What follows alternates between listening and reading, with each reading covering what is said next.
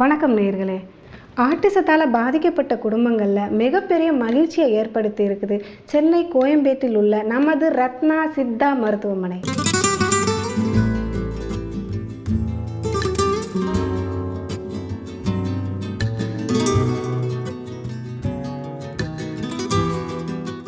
அதன் தலைமை மருத்துவர் திருத்தணிகாச்சலம் அவர்கள் இந்நோய் குறித்த சிகிச்சை முறைகளை பற்றியும் விளக்கங்களையும் நம்மிடையே பகிர்ந்து கொள்ள இருக்கிறார்.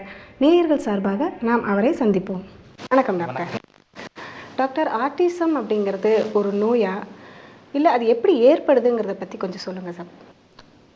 ஆட்டிசம் அப்படிங்கிறத பொறுத்த வரைக்கும் இன்றைக்கு உலகம் முழுக்க இளம் குழந்தைகளை பாதிப்புக்குள்ளாக்கக்கூடிய ஒரு விஷயமாக இருக்கிறது. இந்த மூளைக்கும் உடம்புக்குமான இணைப்பாக இருக்கக்கூடிய அந்த மூளை நரம்புகள், அந்த நரம்புகளில் ஏற்படக்கூடிய அந்த குறைபாடு இல்லைன்னா அதில் இருக்கக்கூடிய பிரச்சனை தான் வந்து குறைபாடு அப்படின்னு நம்ம சொல்ல முடியும். டாக்டர், ஒரு குழந்தை ஆட்டிசத்தால் பாதிக்கப்பட்டிருக்கு அப்படிங்கிறத எப்படி டாக்டர் கண்டுபிடிக்கிறது? இப்போ அந்த குழந்தையை பொறுத்த வரைக்கும் பார்த்தீங்கன்னா, பிறக்கின்ற போதே ஒரு குழந்தை ஆட்டிசத்தோட குழந்தை பிறக்குதா அப்படின்னு கேட்டிங்கன்னா அப்படி கிடையாது. அதே மாதிரி இந்த குழந்தை வந்து கருவில் இருக்கும்போதே இது ஆட்டிசம் பாதிக்கப்பட்ட குழந்தை இல்லை ஆட்டிசம் பாதிக்கப்படுகின்ற வாய்ப்பு இருக்கிற குழந்தை அப்படின்றதையும் கண்டுபிடிக்க முடியாது. இன்னும் நிறைய பேர் என்னுடைய வரக்கூடிய நோயாளர்கள், என்னுடைய பெற்றோர்கள், குழந்தைகளுடைய பெற்றோர்கள் சொல்கிற விஷயம், டாக்டர் என்னுடைய குழந்தை ஒரு 1.5 வயசு வரைக்கும் நல்லாவே இருந்தான், நல்லா பார்த்தான், நல்லா சிரித்தான், சில நேரங்களில் நல்லா பேசவும் செஞ்சான். ஆனால் 1.5 வருஷம் 2 வயசுக்கு பிறகு பேச்சு படிப்படியாக குறைந்து ஒரு கட்டத்தில் பேசாமே போயிட்டான் அப்படிங்கிற மாதிரிலாம் கூட சொல்வதை நான் கேட்டிருக்கிறேன். அப்போ இந்த ஆட்டிசத்தினால் பாதிக்கப்பட்டிருக்கிற குழந்தை அப்படிங்கிறத பொறுத்த வரைக்கும் ஒரு வயது 1.5 வயது அந்த காலகட்டத்தில் நம்ம வந்து தெரிந்து கொள்ள முடியும். குறிப்பாக எப்படி தெரிந்து கொள்வது அப்படின்னு பார்த்திங்கன்னா, அந்த குழந்தைகளை நம்ம பெயரிட்டு அழைக்கிறோம் அப்படின்னா அந்த குழந்தைகளை அதை வந்து கவனத்தில் எடுத்துக்க மாட்டாங்க. அதே மாதிரி நம்ம அவங்கள பார்த்து சிரிக்கிறோம் அப்படின்னா அவங்க திரும்பவும் புன்முறுவல் செய்யணும், அவங்க திரும்பவும் சிரிக்கணும். அப்போ அந்த மாதிரியான சிரிக்கின்ற போது அந்த குழந்தை சிரிக்கக்கூடிய செயலை செய்யாமல் இருக்கும். அப்போ சில நேரங்களில் அந்த குழந்தை மேல் கூரையை பார்த்துக்கிட்டே இருக்கக்கூடிய நிலை இருக்கலாம். எப்போதும் எச்சில் ஒழுது கொண்டே இருக்கக்கூடிய ஒரு நிலை இருக்கலாம். அதே மாதிரி வந்து அதுவாக எங்கேயோ ஒரு திசை நோக்கி பார்த்துட்டு இருக்கும்போது நம்ம கூப்பிட்டோம்னா கூட நம்முடைய கூட்ட குரலுக்கு அது திரும்பி பார்க்காத ஒரு நிலை இருக்கும். சாதாரணமாக வீட்டில் இருக்கக்கூடிய அன்றாடம் பயன்படுத்தக்கூடிய மிக்சி மாதிரியான சாதனங்களை ஓடுகின்ற போது அந்த சத்தம் கேட்ட உடனே ஏதோ துடித்து கொண்டு வீறிட்டு அழுவது, இல்லைன்னா பக்கத்தில் லாரி போச்சுன்னா பயந்து போயிட்டு ஓடி வந்து பெற்றோர்களை கட்டிப்பிடித்து கொள்வது, இந்த மாதிரியான செய்கைகளில் அது ஈடுபடலாம். இன்னும் சில குழந்தைகளை பொறுத்த வரைக்கும் பார்த்திங்கன்னா, மற்ற குழந்தைகளோட விளையாடுகின்ற போது சேர்ந்து விளையாடணும். அப்போ இந்த குழந்தைகள் மட்டும் தனியாக நின்றுட்டு இருப்பாங்க, தனியாக உட்காந்துருப்பாங்க, சேர மாட்டாங்க. அதே மாதிரி ஐ கான்டெக்ட்ஸ் அப்படின்னு சொல்லுவோம். இப்போ அந்த குழந்தையை பொறுத்த வரைக்கும் பார்த்திங்கன்னா, நம்ம பார்க்கின்ற போது நம்ம கண்ணை அந்த குழந்தையும் பார்க்கணும். அந்த மாதிரி பார்த்ததுன்னா ஓகே. இந்த ஆட்டிசத்தினால் பாதிக்கப்படுகின்ற குழந்தைகளை பொறுத்த வரைக்கும் கண்ணை பார்க்காது, மாறாக எங்கே வேணாலும் அந்த குழந்தையை பார்க்கக்கூடிய ஒரு நிலை இருக்கலாம். சில நேரங்களில் குரல் நம்ம பேசணும்னா அது பேச ஆரம்பிக்கணும், நம்ம ஏதாவது செய்கை காட்டினோம்னா அந்த செய்கைக்கு அது ரெஸ்பான்ஸ் பண்ணணும். ஆனால் இந்த ஆட்டிசத்தினால் பாதிக்கப்பட்ட குழந்தைகளை பொறுத்த வரைக்கும் பார்த்திங்கன்னா அந்த மாதிரியான ரெஸ்பான்ஸ் பண்ணாது. அதுவாக ஏதோ ஒன்று அதுவாக மனசில் வந்ததை செய்யக்கூடிய மாதிரியான ஒரு விஷயங்கள் இருக்கலாம். சில நேரங்களில் பார்த்திங்கன்னா ஒரு விதமான வித்தியாசமான ஒலி எழுப்பிக்கொண்டே இருக்கக்கூடிய ஒரு நிலை இருக்கும். இல்லைனா புதிய மனிதர்கள், புதிய ஆட்கள் வந்தாங்கன்னா அவங்களோட சேராமல் இருப்பாங்க, அவங்கள பார்த்தாங்கன்னா ஒதுங்கிடுவாங்க. அப்போனா அந்த சோஷியல் கம்யூனிகேட் பண்ணுறது அப்படின்னு சொல்லுவோம். அப்போ அந்த மாதிரியான வந்து சமூக தொடர்புகளில் கொஞ்சம் விலை இருக்கக்கூடிய ஒரு நிலை இருக்கும். அதாவது நம்ம எல்லாரும் சந்தோஷமாக சிரிக்கின்ற போது அந்த குழந்தை மட்டும் தனியாக அது பாட்டுக்கு உட்காந்துருக்கும். அப்போ இந்த மாதிரியான விளைவுகள்லாம் இருக்குதுன்னா இது வந்து ஆட்டிசத்தினுடைய பாதிப்புகள் இருக்குதா அப்படிங்கிறத நம்ம தெரிந்து கொள்ள வேண்டும். இல்லை 1 வயது 2 வயதுக்கு பிறகும் கூட ஓரிரு வார்த்தைகள் மட்டும் பேசுறது, அதுக்கு மேலே பேசாமல் இருப்பது, அதெல்லாம் கூட ஆட்டிசத்தினுடைய குறைபாடாக நம்ம எடுத்துக்கொள்ள வேண்டும். அதோடு இல்லாமல் சில குழந்தைகளை பொறுத்த வரைக்கும் மற்றவர்களை வேகமாக வீரியமாக இருப்பது, மற்றவர்களை அடிப்பது, மற்றவர்களை கடிப்பது, ஏன் தன்னைத்தானே கடித்து கொள்வது, ரத்தம்லாம் கூட வரும், ஆனால் அந்த குழந்தைக்கு ஒன்றும் தெரியாது, அது பாட்டும் கடிச்சிக்கிட்டே இருக்கும், தன்னைத்தானே கடித்து காயமாக்கி கொள்வது, இல்லைன்னா தலையை வந்து சுவரிலோ கதவுலையோ இல்லைன்னா ஒரு மரச்சாமான்களிலோ அந்த தலையை வந்து தட்டுகின்ற போது ஒரு விதமான ஓசை வருகின்ற போது அந்த ஓசை அந்த குழந்தையை இன்னும் உற்சாகப்படுத்துகின்ற போது வலியை பொருட்படுத்தாமல் திரும்ப தலையால் மோதிக்கொண்டே இருப்பார்கள். அந்த மோதிக்கொண்டே இருக்கின்ற போது வலி இருக்கும், ஆனால் அந்த குழந்தைகளை பொறுத்த வரைக்கும் வலிக்காது. அப்போ வந்து திரும்ப திரும்ப மோதி அந்த தலையில் கூட ரத்தம் அல்லது காயம் கூட புண்ணு கூட ஏற்படலாம். இந்த மாதிரியான நிலை இருக்கலாம். அப்புறம் மலம் கழிப்பது, சிறுநீர் கழிப்பது இதெல்லாம் வந்து ஒரு 2.5 வயசு 3 வயதெல்லாம் கண்ட்ரோல் ஆகணும். ஆனால் இந்த ஆட்டிசத்தினால் பாதிக்கப்படுகின்ற குழந்தைகளை பொறுத்த வரைக்கும் அந்த மாதிரியான control, urine control, motion control இதெல்லாம் வந்து அவங்களுக்கு கண்ட்ரோல் பண்ண முடியாத ஒரு நிலை இருக்கும். அப்போ இந்த மாதிரியான நிலைகள்லாம் இருக்கிற போது இந்த குழந்தைகள் ஆட்டிசத்தினுடைய பாதிப்போடு இருக்கிறாங்களா அப்படிங்கிறத நம்ம பார்க்கணும். அதே மாதிரி வந்து ஒரு இடத்துல இருக்க மாட்டாங்க, ரொம்ப துடிப்பாக இருந்து கொண்டே இருப்பார்கள். இந்த மாதிரியெல்லாம் இருக்கிறாங்கன்னா இது வந்து ஏன்னா பெற்றோர்களை பொறுத்த வரைக்கும் தன்னுடைய குழந்தை வந்து மிகச்சிறப்பான குழந்தை, உலகத்திலேயே யாருக்கும் கிடைக்காத ஒரு குழந்தை தனக்கு கிடைத்திருக்கிறது என்ற எண்ணம் எல்லா பெற்றோர்களுக்கும் இருக்கும். அப்படிங்கிற நிலையில் தன்னுடைய குழந்தைகளுடைய செயல்பாடுகளிலே குறைபாடு இருக்கிறது அப்படிங்கிறத கூட முதல்ல அவ்வளோ சீக்கிரமாக பெற்றோர்களால் ஏற்றுக்கொள்ள முடியாத ஒரு நிலையில் இருப்பார்கள். என்றாலும் கூட இப்போ நம்ம சொன்ன இந்த குறிகுணங்கள் இருக்குதா அப்படிங்கிறத பொறுத்து பார்த்து இதை வைத்து கூட நம்ம ஆட்டிசத்தினுடைய குறைபாடுகள் இருக்குதா அப்படிங்கிற சந்தேகப்பட வேண்டும். அப்படி சந்தேகம் இருக்கிறது, இப்போ நான் சொன்ன விஷயங்களில் எல்லா விஷயங்களும் அந்த குழந்தைகளுக்கு ஒரே குழந்தைகளுக்கு இருக்கணுங்கிற அவசியமும் இல்லை. அதே மாதிரி உலகம் முழுக்க இருக்கக்கூடிய ஆட்டிசம் குழந்தைகள்லாம் ஒரே மாதிரி பிஹேவ் பண்ணணும், இல்லைன்னா ஒரே மாதிரியான சிம்டமோடு தான் இருக்கணும், அப்படி இருந்தால் தான் ஆட்டிசம் அப்படிங்கிறதும் கிடையாது. இப்போ நான் சொன்னதில் ஏதோ 1-2 இருக்குமே, ஆனால் இது வந்து ஆட்டிசமாக இருக்கும் அப்படிங்கிறத நம்ம தெரிந்து கொள்ள முடியும். என்ன சந்தோஷ்குமார். இப்போ என்ன வயசாகுதுமா? 5 வயசு ஆகுது. என்ன கம்ப்ளைண்ட்டுக்காக வந்தீங்க? அது ஆர்டிஸ்ட். இப்போ எவ்வளோ நாள் மருந்து எடுத்துருக்கீங்க? 1 மாதம் எடுத்துருக்கோம். 1 மாதம் எடுத்துருக்கீங்க. இப்போ இந்த 1 மாதம் மருந்தில் என்ன சேஞ்சஸ் இருக்கு? தலையை ஆற்ற நிப்பாட்டி இருக்கான் கொஞ்சம். இப்போ கொஞ்சம் மதிக்கு இப்போ ஒரு சில நேரம் அம்மா அப்படின்னு சொல்கிறான். 1 மந்த்ல கொஞ்சம் பரவாயில்ல. இப்போ இந்த மருந்து எவ்வளோ நாள் சாப்பிட்டுருக்கிறீங்க? இதோட 2 மாதம் சாப்பிட்டுருக்கோம். 3ஆவது மாதம்.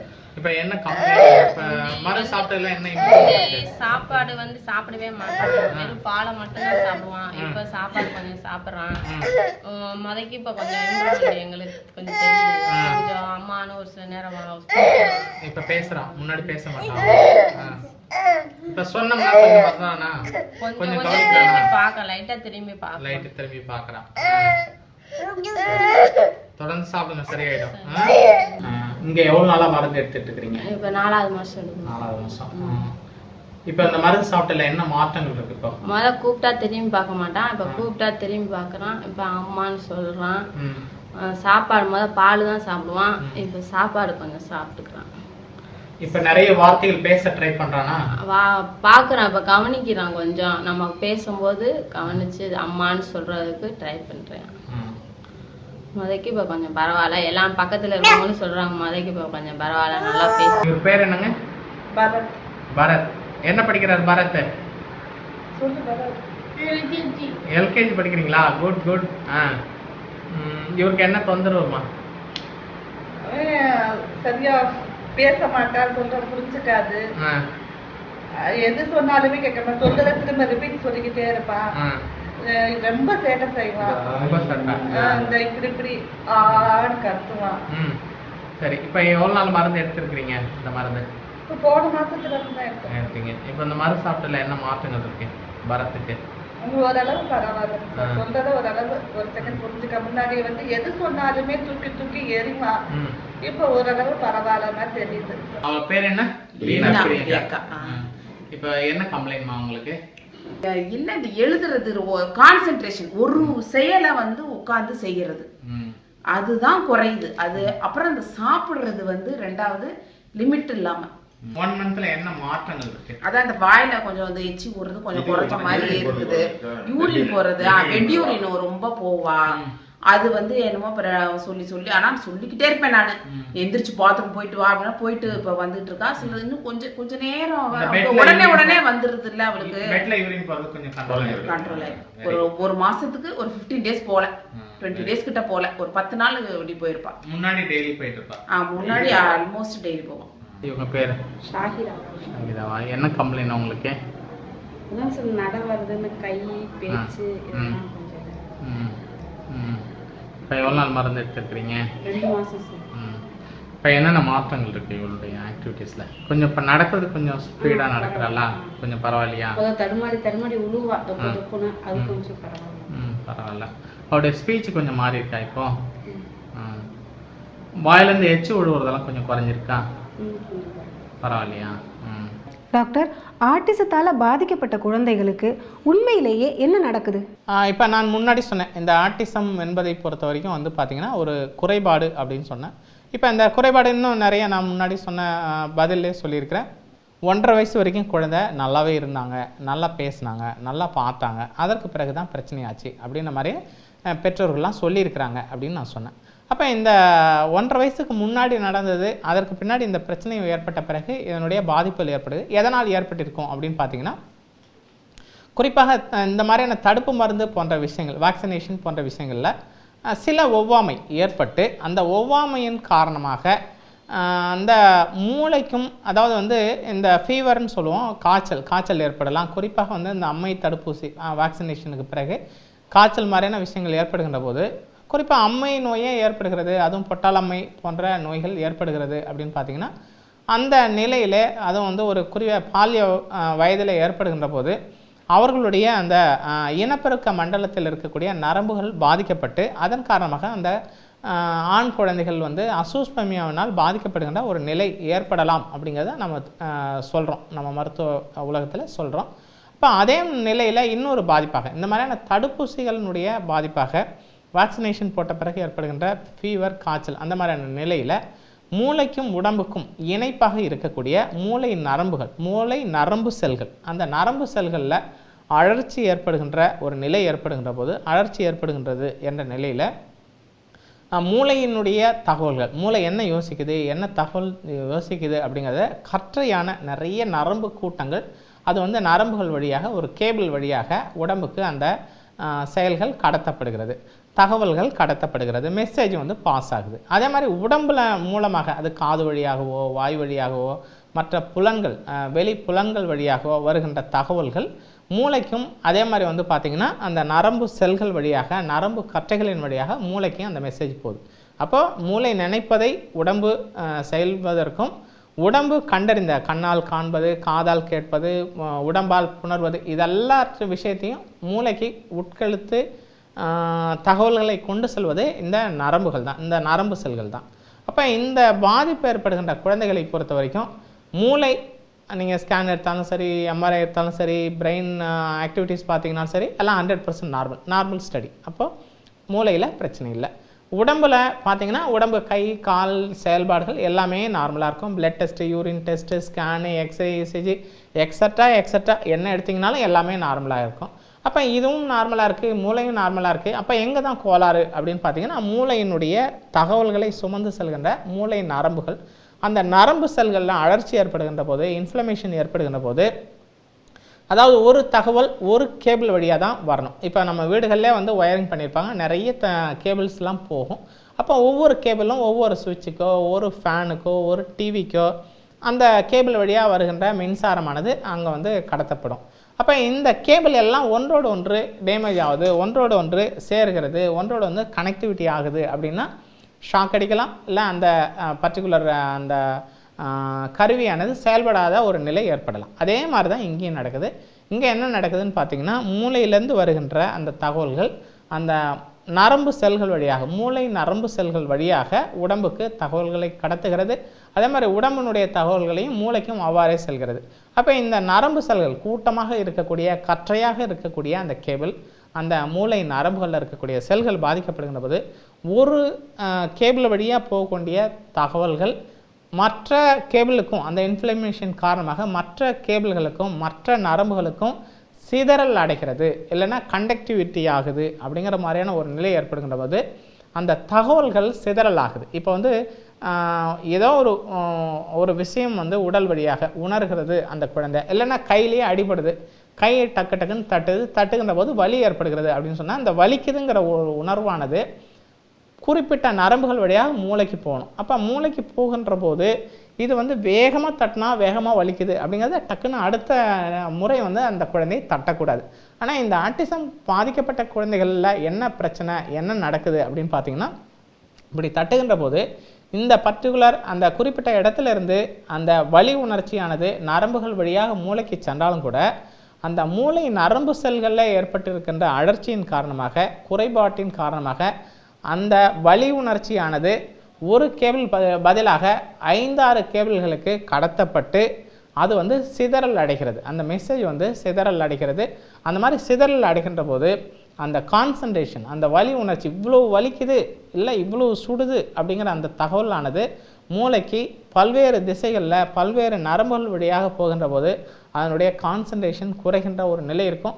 அப்போ அந்த மாதிரி குறைகின்ற போது தான் அந்த குழந்தைகள் வலி கூட தெரியாது. சில குழந்தைகள்லாம் பேரண்ட்ஸ் சொல்கிறாங்க, சார் குழந்தைக்கு 10 வயசு தான் சார் ஆகுது, ஆனால் ஒரு குத்து விட்டானா நம்மளால் தாங்க முடியல சார், கதவெல்லாம் டமால் அடித்தேன்னா கதவெல்லாம் உடையுது சார், பாத்திரங்கள்லாம் டப்புன்னு உடஞ்சி போகுது, அந்தளவுக்கு கையாலே குத்தி உடைச்சிட்றான் சார், என்னன்னு தெரியல, கையில் ரத்தம் வருது இருந்தாலும் இன்னும் ஒரு பொருளை எடுத்து டமால் அடிக்கிறான் சார் அப்படின்லாம் பேரண்ட்ஸ் சொல்கிறாங்க.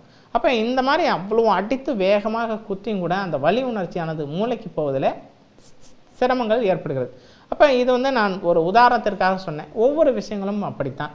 அப்போ அந்த மாதிரியான நிலை இருக்கின்ற போது, இப்போ ஒரு லாரி வருகிறது, ஒரு மிக்சியில் கிரைண்டர் அரைக்கிறாங்க, கிரைண்டர் வந்து சத்தம் வருகிறது அப்படின்னா அந்த சத்தமானது காது வழியாக நரம்புகள் வழியாக மூளைக்கு ஒரு நரம்பு வழியாக போச்சுன்னா பிரச்சனை இல்லை. அதுவே பல்வேறுபட்ட நரம்புகள் வழியாக கூட்டமாக அந்த சிதறல் ஏற்பட்டு வருகின்ற போது அந்த குழந்தையால் தன்னை நிலைநிறுத்தி கொள்ள முடியாத அளவிற்கு அந்த சத்தம் அதை வந்து பாதிக்கின்ற ஒரு நிலை ஏற்படுகின்ற போது தான் அந்த மிக்சி போட்டால் அழறது, இல்லைன்னா ஒரு லாரி போச்சுன்னா அழறது, இந்த மாதிரியான நிலைகள்லாம் இருக்கும். இன்னும் குழந்தைகள் வந்து பார்த்திங்கன்னா வெளி இடங்களில் அவங்களெல்லாம் அடாப்ட் பண்ண முடியாது. மற்ற இடங்களில் போகின்ற போது புதிய இடங்களை அவங்க ஒத்துக்க மாட்டாங்க. சில குழந்தைகளை பொறுத்த வரைக்கும் காரில் ஏறுவாங்க, பேரண்ட்ஸ் கார் டிரைவிங் பண்ணாங்கன்னா அந்த ப்ராப்பராக வந்து ஒரு பர்டிகுலர் ஏரியா, பர்டிகுலர் வே, அந்த வே வழியாக அவங்களுக்கு தெரிந்த அந்த பாதை வழியாக போகிற வரைக்கும் அவங்க பேசாமல் வந்து கோஆப்ரேட் பண்ணுவாங்க. அந்த பர்டிகுலர் பாதை தாண்டி எங்கேயாவது அந்த கார் போகுது திரும்பிடுது அப்படின்னா அது வந்து அவங்க மூளையில் ரெஜிஸ்டர் ஆகாமல் இருக்குது அப்படிங்கிற நிலையில் அப்போ ஒவ்வொன்று அழ ஆரம்பிச்சிருவாங்க. எங்கோ போகிறாங்க, இந்த இடம் நமக்கு பிடிக்காத இடம் அப்படிங்கிற மாதிரியான அந்த குழந்தைக்கு மனசில் தோண ஆரம்பிச்சிடும். அப்போ ஒவ்வொன்று கத்த ஆரம்பிச்சிருவாங்க. இதெல்லாம் வந்து நிகழ்வது இந்த மாதிரியான காரணங்களால் தான் நிகழுது. அப்படிங்கிறதுனால மூளையினுடைய நரம்பு செல்களில் ஏற்படுகின்ற பாதிப்பு தான் இந்த ஆட்டிசம் குறைபாட்டிற்கு மிக மிக முக்கிய காரணமாக இருக்கிறது. டாக்டர், ஆட்டிசத்தால் பாதிக்கப்பட்டவங்க ஏற்கனவே அலோபதி மருந்து சாப்பிட்டுட்டு இருப்பாங்க. அப்படி இருக்கிறவங்க உங்கள் மருந்தையும் சாப்பிட்டா எந்தவித பாதிப்பும் ஏற்படாதா? இப்போ அலோபதி மருந்து இருந்தாலும் சரி, எந்த மருந்தாக இருந்தாலும் சரி, இப்போ சில மருத்துவர்கள், சில டாக்டர்ஸ் வந்து இந்த ஆட்டிசம்னுடைய அந்த ஹைப்பர் ஆக்டிவிட்டி அப்படிங்கிற நிலையில் சில செடேட்டிவ்ஸ் அப்படின்ற மாதிரியான சில வகையான மருந்துகள், அதாவது வந்து அவங்க வந்து வீரியம் குறையட்டும், இல்லைனா வந்து அவங்க வேகமாக இருக்கிறத கண்ட்ரோல் பண்ணணுங்கிறதுக்காக சில வகையான செடேட்டிவ்ஸ் மெடிசனை இதுக்காக யூஸ் பண்ணுறாங்க. அந்த மாதிரி மருந்துகளினுடைய பழக்கத்தில் இருக்கிறவங்க கூட அந்த மருந்துகளோடு சேர்த்து நம்முடைய மருந்துகளையும் சேர்ந்து எடுக்கிறதுனால எந்த விதமான பக்க விளைவுகளோ பின் விளைவுகளும் கிடையாது. இந்த நம்ம கொடுக்குற இந்த மருந்துகளை பொறுத்தவரையும் காயக்கல்ப தெரப்பியினால் உருவாக்கப்பட்டது. இது வந்து உணவே மருந்து, மருந்தே உணவு அப்படிங்கிற அந்த கான்செப்டில் பண்ணியிருக்கிறதுனால இது யார் வேணாலும் இந்த ஆட்டிசம், இன்னும் நிறைய பேருக்கு சந்தேகம் இருக்கும், என்னுடைய குழந்தைக்கு ஆட்டிசம் இருக்கா இல்லையாங்கிறதே சந்தேகமாக இருக்குது, ஆனாலும் நீங்கள் சொல்கிற மாதிரியான சிம்டம் 1-2 இருக்கிற மாதிரி இருக்குது, அதனால் அந்த நிலையில் இருக்கக்கூடிய குழந்தைகளுக்கும் நம்ம இந்த மருந்தை கொடுக்கலாமா அப்படிங்கிற மாதிரியான சந்தேகங்கள் கூட இருக்கும்.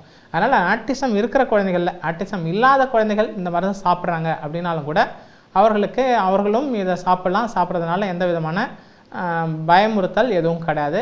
மற்ற மருந்துகள் ஏதாவது சாப்பிட்டுட்டு இருக்கிற நிலையில் அந்த மருந்துகளோடு சேர்ந்தும் இந்த மருந்தை சாப்பிடலாம். பாப்பா பேர் சொல்லுங்க. எம்கே சின்னனி.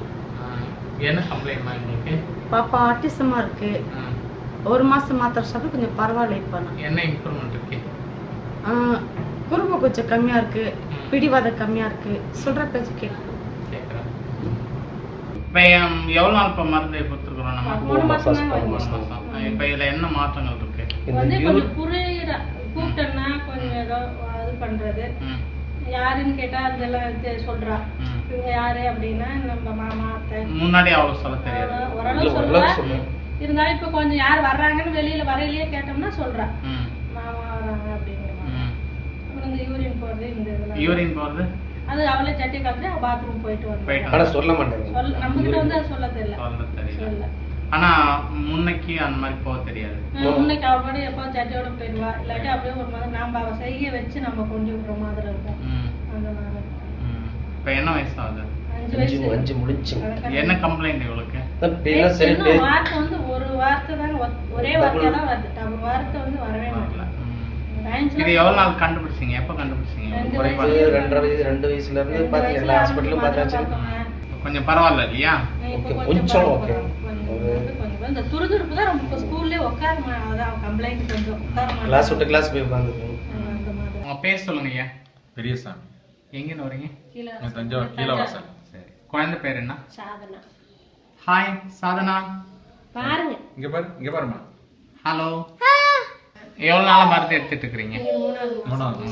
இப்ப இந்த மருந்து சாப்பிட்டால என்னென்ன மாற்றங்கள் இருக்கு? அந்த மோஷன்ல கொஞ்சம் அது பாத்ரூம் ஓடிடுது. இல்ல அங்கே போயிடும். வந்து கொஞ்சம் கூப்பிட்டா திரும்பி பாக்குறா.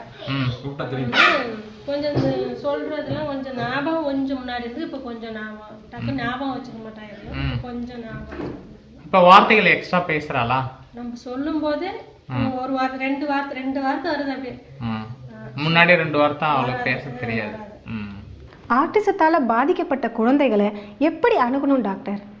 இப்போ அந்த ஆட்டிசம் குழந்தைகள், ஆட்டிசத்தினால் பாதிக்கப்பட்ட குழந்தைகள், குறிப்பாக மூளை நரம்பு செல் அழற்சி நோய் அப்படின்னு நான் சொன்னேன். இப்போ அந்த மாதிரியான மூளை நரம்பு செல் அழற்சி நோயினால் என்று அழைக்கப்படுகின்ற இந்த ஆட்டிசம் பாதிப்பினால் பாதிக்கப்பட்ட குழந்தைகளை முதல்ல வந்து உலகம் அணுகுகின்ற விதம் வந்து தவறானது. என்னன்னு பார்த்தீங்கன்னா, இவர்கள் வந்து மூளை குறைபாடுள்ள குழந்தைகள் இல்லைன்னா அந்த மாதிரியான ஒரு நிலையில் பார்க்குறாங்க. தயவுசெய்து இந்த நிகழ்ச்சியின் வாயிலாக இந்த நான் சொல்லுகின்ற ஒரு தாழ்மையான வேண்டுகோள் இந்த உலகத்திற்கே சொல்கிறேன். தயவுசெய்து இந்த ஆட்டிசம் குறைபாடுள்ள குழந்தைகளை, இந்த மூளை நரம்பு செல் அழற்சியினால் பாதிக்கப்பட்ட குழந்தைகளை மனநோயாளிகள் இல்லைன்னா மனநிலை பாதிக்கப்பட்டவர்கள் என்று தயவுசெய்து யாரும் நினைக்காதீங்க. அப்படியும் அந்த குழந்தைகளை அணுக வேண்டிய அவசியம் இல்லை. மாறாக இவர்களுடைய மனநிலை 100க்கு 100% சரியாகவே இருக்கும். முன்னாடி நான் சொன்ன அதே விஷயத்தை தான் திருப்பி சொல்கிறேன். அதே மாதிரி இவர்களுடைய உடல் அமைப்பும் 100க்கு 100% சரியாகவே இருக்கும். அப்படிங்கிற நிலையில் இவர்களுக்கு பயிற்சி என்று நம்ம நிறைய கொடுக்குறோம். அப்படின்னா ஒரு உதாரணத்தை நான் சொல்கிறேன். இப்போ ஒரு பள்ளியினுடைய தலைமை ஆசிரியர் இருக்கிறாரு. ஒரு பள்ளியில் நிறைய ஆசிரியர்கள் இருக்கிறாங்க. முதல்ல அந்த பள்ளியினுடைய 1ஆம் வகுப்பு படிக்கின்ற அந்த மாணவனோடு சேர்த்து இந்த தலைமை ஆசிரியருக்கு பேச முடியாமல் இருக்கிறது, எழுத முடியாமல் இருக்கிறது, இல்லைன்னா அந்த பேசுகின்ற அந்த நினைக்கிறத வந்து வெளியில் சொல்ல முடியாமல் இருக்கிறாரு அப்படின்ற நிலை இருக்குது. அப்படிங்கும்போது அவரை நேராக கொண்டு வந்து 1ஆம் கிளாஸில் உட்கார வச்சு, சார் நீங்கள் அந்த பசங்க கூடிய பாடத்தையும் படிங்க. ஏன்னா உங்களுக்கு பேச்சு வரல. அம்மா சொன்னால் அம்மா வரமாட்டேங்குது, ஆ சொன்னால் ஆ வரல, ஏ சொன்னால் ஏ வரல, ஏ ஃபார் ஆப்பிள் சொன்னாலும் ஏ ஃபார் ஆப்பிள் உங்களால் சொல்ல முடியாத ஒரு நிலையில் இருக்கிறீங்க. அதனால் வந்து உங்களுக்கு நாங்கள் ட்ரைனிங் கொடுக்க போகிறோம், பயிற்சி கொடுக்க போகிறோம். உங்களுடைய பயிற்சி என்னென்னு பார்த்தீங்கன்னா, இந்த 1ஆம் வகுப்பு மாணவர்களோடு சேர்ந்து அவர்கள் பேச பழகுகின்ற போது நீங்களும் பேசி பழகி கொள்ளுங்கள் அப்படின்னு சொல்லிட்டு அந்த பேராசிரியரை 1ஆம் வகுப்பில் உட்கார வைத்து, அந்த பேராசிரியர் அதாவது இயல்பாக ஏதோ ஒரு குறைபாட்டினால் அவர் பேச்சு வரவில்லை என்பதற்காக அந்த இடத்துல உட்கார வச்சு அவருக்கு பயிற்சி கொடுக்குறோம் அப்படின்னு நீங்கள் நினச்சிங்க கொடுத்தீங்கன்னா, அந்த பேராசிரியருடைய மனநிலை எப்படி இருக்கும்? அவரால் பேச முடியல, ஆனால் அவருடைய மூளை உணர்ந்து கொள்கிறது. அந்த நிலையில் ஏ ஃபார் ஆப்பிள் சொல்லுங்கள் சார், நீங்களும் சொல்லுங்கள், குழந்தைகள்லாம் சொல்கிறாங்கல்ல, நீங்களும் சொல்லுங்கள், A for apple, B for ball சொல்லுங்கள் அப்படின்னு சொன்னீங்கன்னா, அந்த பேராசிரியர் அல்லது அந்த தலைமை ஆசிரியருடைய மனநிலை எப்படி இருக்குமோ அப்படிப்பட்ட மனநிலையில் தான் இந்த ஆட்டிசம் பாதிப்பினால் பாதிக்கப்பட்ட குழந்தைகளும் இருப்பார்கள் என்பதை தயவு செய்து இந்த உலகம் புரிந்து கொள்ள வேண்டும். அதனால் வந்து இந்த ஆட்டிசம் பாதிக்கப்பட்ட குழந்தைகளை பொறுத்த வரைக்கும் ஒரு மனநோயாளர் அப்படிங்கிற மாதிரி நீங்கள் தயவுசெய்து அணுகக்கூடாது. மாறாக இது வந்து குணப்படுத்தக்கூடிய ஒரு சின்ன பாதிப்பு, ஒரு ஆக்சிடென்ட், அந்த ஆக்சிடென்ட்னால கால் போயிடுது, கை போயிடுது, அந்த மாதிரி வந்து நான் முன்னாடி சொன்னேன், வேக்சினேஷன் யூஸ் பண்ணுறதுனால மூளை நரம்பு செல்களில் அழற்சி ஏற்படுகிறது. அந்த அழற்சியின் காரணமாக ஆட்டிசமாக பாதிப்பை உண்டாக்குகிறது. அப்படிங்கிற நிலையில் அந்த குழந்தைகளை அந்த ஆக்சிடென்ட்டில் அந்த செயல்பாடு, அந்த கண்டக்டிவிட்டி இது போயிடுச்சு. அதனால் இவங்க பேச மாட்டுறாங்க, அதனால் இவங்க வேகமாக இருக்கிறாங்க, அதனால் இவங்களுடைய பேச முடியாமல் இருக்குது, அதனால் இவங்க நம்ம சொல்கிறத இவங்க கவனிக்காமல் இருக்கிறாங்க அப்படிங்கிறத தெரிந்து கொள்ள வேண்டுமே தவிர, இவர்கள் மனநோயினால் பாதிக்கப்பட்டவர்கள். தயவுசெய்து இந்த நிகழ்ச்சியை பார்க்கக்கூடியவர்கள் தெரிந்து கொள்ள வேண்டும். உங்களுடைய உற்றார் உறவினர்கள், பக்கத்தில் இருக்கிறவங்க, சொந்தக்காரங்க, ஃப்ரெண்ட்ஸு, அவங்கள்ட்டையும் வந்து ஆட்டிசத்தினால் பாதிக்கப்பட்ட குழந்தைகள் இருப்பார்கள். அந்த குழந்தைகளை நீங்கள் கேலி பேசாதீர்கள். அந்த குழந்தைகளை மனநிலை பாதிக்கப்பட்ட குழந்தைகள் என்று அழைக்காதீர்கள். அவர்களிடம் இந்த பிரச்சனையை நீங்கள் புரிந்து கொண்டால், இப்போ நான் சொன்ன இந்த மெசேஜ் உங்களுக்கு புரிஞ்சிச்சுன்னா நீங்கள் அவங்கள கண்டிப்பாக அப்படி நினைக்க மாட்டீங்க. அதனால் வந்து இது நிறைய டாக்டர்கள் அப்படி நினைக்கிறாங்க, நிறைய வந்து தெரப்பிஸ்ட் அப்படி நினைக்கிறாங்க, நிறைய பெற்றோர்கள் கூட எங்கள்கிட்ட வரும்போது இந்த குழந்தை மனநிலை பாதிக்கப்பட்ட குழந்தை சார் அப்படின்னு பெற்றோர்களே சொல்கிற அளவுக்கு வைத்திருக்கிறார்கள். தயவுசெய்து இந்த குழந்தைகளை, ஆட்டிசத்தினால் பாதிக்கப்பட்ட குழந்தைகளை மனநிலை பாதிக்கப்பட்ட குழந்தைகள் என்று யாரும் தயவுசெய்து அழைக்க வேண்டாம். மாறாக அவருடைய மூளை நரம்பு செல் அழற்சியினால் பாதிக்கப்பட்ட குழந்தை என்று தயவுசெய்து அழையுங்கள். டாக்டர், ஆட்டிசத்தால் பாதிக்கப்பட்ட குழந்தைகளுக்கு என்ன மாதிரியான உணவு வகைகளை கொடுக்கணும், என்ன மாதிரியான உணவு வகைகளை கொடுக்கக்கூடாது, இப்போ நாம் சாப்பிட்ற உணவுகளால் இந்த பாதிப்பு ஏற்பட வாய்ப்பு இருக்கா? இந்த ஆட்டிசம் குறைபாடுள்ள குழந்தைகளுக்கு நம்ம பொதுவாக எல்லா குழந்தைகளுக்கும் எப்படி கொடுக்குறோமோ அப்படியே கொடுக்கலாம். அதனால் வந்து இதுக்கு ஸ்பெஷல் டயட் அப்படின்னு ஒன்றும் கிடையாது. ஆனால் குறிப்பாக வந்து இந்த செயற்கையான முறையில் தயாரிக்கப்படுகின்ற உணவுகளை கண்டிப்பாக தவிர்க்க வேண்டும் என்பது ஒன்று. ரெண்டாவது, கோழி முட்டை, சிக்கன் அண்ட் எக்கு, அதெல்லாம் வந்து நம்ம பண்ணையில் வளர்க்கப்படுகின்ற கோழி மற்றும் முட்டை, இதை வந்து கண்டிப்பாக தவிர்க்க வேண்டும். அடுத்து வந்து குளிர்பானங்கள், அந்த மாதிரியான விஷயங்களை தவிர்க்க வேண்டும். வண்ணச்சாயங்கள் சேர்ந்த உணவுகள். அப்புறம் வந்து இப்போ குறிப்பாக வந்து பார்த்திங்கன்னா அந்த genetically modified food, GM food அப்படின்னு சொல்லுவோம். அந்த மாதிரியான ஜிஎம் ஃபுட்டு அப்படின்னு சொல்லக்கூடிய மரபணு மாற்றம் செய்யப்பட்ட உணவுகளை கண்டிப்பாக தவிர்க்க வேண்டும். குறிப்பாக இன்றைய அமெரிக்காவில் வந்து பார்த்திங்கன்னா ஒரு காலத்தில் வந்து அமெரிக்காவில் ஜிஎம் ஃபுட்டு, நான் ஜிஎம் ஃபுட்டு அப்படிங்கிற மாதிரியான தனித்தனியாக பிரித்து விற்பனை செய்யப்பட்ட நிலையெல்லாம் மாறி இப்போ வந்து எல்லாமே லேபிளிங்கே இல்லாமல் எல்லாமே ஜிஎம் ஃபுட்டு அப்படிங்கிற மாதிரியான அமெரிக்காவில் விற்பனை செய்யப்படுகிறது. குறிப்பாக இந்தியாவில் இப்போது ஒரு ஷாக்கிங் நியூஸ் நான் சொல்கிறேன். நம்ம எல்லோரும் நினச்சிட்டு இருக்கிறோம் இன்னும் ஜிஎம் ஃபுட்டு, மரபணு மாற்றம் செய்யப்பட்ட உணவுகள் இன்னும் இந்தியாவுக்கு வரல அப்படிங்கிற மாதிரியான நிறைய பேர் நினச்சிட்டு இருக்கிறாங்க. அது தவறு. இப்போ இந்தியாவில் விற்பனை செய்யப்படுகின்ற, இந்தியாவில் பயிரிடப்படுகின்ற, இந்தியாவில் விளைவிக்கப்படுகின்ற பெரும்பாலான பழங்கள், காய்கறிகள் மரபணு மாற்றம் செய்யப்பட்டது. இது வந்து திருட்டுத்தனமாக தகவல் அளிக்காமல் நிகழ்ந்திருக்கிறது. சில மீன்கள் எல்லாம் கூட மரபணு மாற்றம் செய்யப்பட்டிருக்கிறது. அதனால் இந்த மாதிரி மரபணு மாற்றம் செய்யப்பட்ட உணவுகளை பெரும்பாலும் குழந்தைகளுக்கு தவிர்ப்பது அப்படிங்கிறது வந்து இந்த ஆட்டிசம் நோயினுடைய குறைபாடுள்ள குழந்தைகளை விரைவாக நம்ம அவங்கள வந்து ரெக்கவர் பண்ணுறதுக்கு, விரைவாக அவங்களுடைய நோயிலேருந்து குணமடைய வைப்பதற்கு இது வந்து துணை புரியும். ஹைப்பர் ஆக்டிவிட்டினால் பாதிக்கப்பட்ட குழந்தைகளையும் நீங்கள் குணப்படுத்துகிறீங்களா டாக்டர்? இந்த ஹைப்பர் ஆக்டிவிட்டி அப்படிங்கிற அந்த வார்த்தை வந்து சரியான வார்த்தை இல்லை. இந்த ஹைப்பர் ஆக்டிவிட்டி அப்படின்னும் நாம் அழைக்கக்கூடாது. அப்போ ஏன் ஹைப்பர் ஆக்டிவிட்டி அழைக்கக்கூடாதுன்னா அப்படின்னு நான் சொல்கிறேன். ஹைப்பர் ஆக்டிவிட்டிஸ்னு அழைக்காதீங்க. இந்த குறைபாட்டை பொறுத்த வரைக்கும் ஹைப்பர் ஆக்டிவிட்டி கிடையாது. நிறைய பேர் என்ன நினைக்கிறாங்கன்னா ஹைப்பர் ஆக்டிவிட்டினா இது வந்து குழந்தை துருன்னு ஓடுது, வேகமாக நடக்குது, கடகடன்னு ஓடுது, சத்தம் போடுது, கத்தம் போடுது, துருன்னு இருக்குது, ஒரு இடத்துல நிற்க மாட்டேங்குது, அதனால் இதுக்கு வந்து நம்ம ஹைப்பர் ஆக்டிவிட்டிங்கிற பேரெல்லாம் அழைக்கிறதுல தப்பு இல்லைன்னு நினைக்கிறாங்க. ஆனால் இந்த பேர் வந்து சரியானதா அப்படின்னு கேட்டிங்கன்னா சரியானது கிடையாது. அப்போ ஏன் வந்து இந்த மாதிரி ஹைப்பர் ஆக்டிவிட்டீஸாக இருக்கிறாங்க குழந்தைகள் அப்படின்னு கேட்டிங்கன்னா, இந்த ஆட்டிசத்தினால் பாதிக்கப்படுகின்ற குழந்தைகள், இதற்கு முன்னாடியே நம்ம பார்த்தோம், அவர்களுடைய மூளைக்கும் உடம்புக்கும் இடைப்பட்ட மூளை நரம்புகளில் அந்த நரம்புகளில் இருக்கக்கூடிய செல்களில் இருக்கக்கூடிய அழற்சியினால் அந்த கற்றையாக வரக்கூடிய அந்த தகவல் தொடர்பு நரம்புகள், அதில் இருக்கக்கூடிய செல்லில் இருக்கக்கூடிய அழற்சியினால் ஒரு நரம்புகள் வழியாக செல்லப்படுகின்ற அந்த தகவலானது, அந்த மெசேஜ் ஆனது அந்த அழற்சியின் காரணமாக மற்ற நரம்புகளுக்கும் அந்த மெசேஜ் வந்து பாஸ் ஆகுது, தகவல் தொடர்பு நடைபெறுகிற ஒரு சூழல் ஏற்படுகின்ற போது ஒன்றுக்கும் மேற்பட்ட நரம்புகள் வழியாக ஒரே தகவல் தொடருது அப்படின்னு பார்த்தீங்கன்னா அதனுடைய விளைவாக ஏற்படுகின்ற இந்த விளைவு தான் ஹைப்பர் ஆக்டிவிட்டிஸ். ஒரு சின்ன உதாரணம் நான் சொல்கிறேன். இப்போ வந்து ஒரு குழந்தை நடக்கணும், கால் எடுத்து நடக்கணும் அப்படின்னு அது மூளையில் நினைக்குது, இல்லைன்னா செயல்களை அந்த செயலை செய்கிறதுக்கு அது முயற்சி செய்கிறது அப்படின்னு சொன்னிங்கன்னா, இந்த நடக்கணும் அப்படின்னு சொல்லிட்டு மூளையிலேருந்து வரக்கூடிய தகவலானது அந்த மூளை நரம்பு செல் கூட்டம் வழியாக, நரம்பு செல்கள் வழியாக ஒரு பர்டிகுலர் நரம்பு கற்றையின் வழியாக அந்த காலுக்கு அந்த தகவல் கடத்தப்படுகிறது. அப்படி கடத்திச்சுன்னா நம்ம ஒரு ஸ்டெப்பு நடக்கணும் அப்படின்னா ஒரு ஸ்டெப்பு நாம் நடப்போம். ஆனால் இந்த ஆட்டிசத்தினால் பாதிக்கப்பட்ட குழந்தைகளுக்கு அதே தகவல் எப்படி போகுது அப்படின்னு பார்த்தீங்கன்னா, அந்த ஒரு நரம்பு செல் வழியாக போக வேண்டிய அந்த தகவலானது அந்த அழற்சியின் காரணமாக, இன்ஃப்ளமேஷன் காரணமாக நிறைய நரம்புகளுக்கு, நரம்பு கூட்டங்களுக்கு அந்த தகவல்கள் பரிமாறப்படுகிறது. பரிமாறப்படுகிற போது முதல் நரம்புகள் வழியாக போன தகவல் கால் போய் சேர்ந்து நடக்கணும் அப்படின்னு சொல்லுது. திரும்பவும் அதே ரிப்பீட்டட் ஆக்ஷன், அது வந்து திரும்பவும் ரிப்பீட்டட் ஆக்ஷன் நடக்கின்ற போது அந்த குழந்தையானது வேகமாக கடன்னு ஓடுறது, இல்லைன்னா கை தட்டுச்சுன்னா விடாமல் கை தட்டி கொண்டே இருப்பது, இல்லைன்னா சிரிச்சுதுன்னா சிரித்து கொண்டே இருப்பது, இல்லைன்னா அழுதுச்சுன்னா அழுதுகிட்டே இருக்கிறது, இல்லைன்னா ஊன்னு சத்தம் போடும். அப்போ அந்த மாதிரி சத்தம் போடுகிற போது அந்த சத்தத்தை நிறுத்த தெரியாத ஓ அப்படின்னு சவுண்டு விட்டுக்கிட்டே ஊளையிட்டு கொண்டே இருப்பது, இந்த மாதிரியான நிகழ்வுகள் இது வந்து நிகழும். இதுதான் வந்து ஹைப்பர் ஆக்டிவிட்டி அப்படிங்கிற பெயரால் அழைக்கிறாங்க. அதனால் நம்முடைய மருத்துவமனையில் நம்முடைய சிகிச்சை முறையில் நம்ம அந்த காயகல்ப சிகிச்சையில் நம்ம என்ன பண்ணுறோன்னா, இந்த மூளைக்கும் உடம்புக்குமான அந்த நரம்பு செல்களில் ஏற்பட்டிருக்கக்கூடிய அடர்ச்சியை குணமாக்குவதற்கான சரி செய்வதற்கான சிகிச்சை கொடுக்கின்ற போது இந்த தகவலானது அந்த அடர்ச்சி சரி செய்யப்பட்டு அந்த தகவலானது ஒற்றை நரம்புகள் வழியாக போகக்கூடிய ஒரு நிலை ஏற்படுத்துகிறோம். அப்படிங்கிற நிலையில் இந்த ஹைப்பர் ஆக்டிவிட்டி அப்படிங்கிற அந்த நிகழ்வு முறையாக சரியாகிவிடும். அதனால் பயப்பட வேண்டாம். இந்த ஹைப்பர் ஆக்டிவிட்டியும் நம்ம குணமாக்குகிறோம்.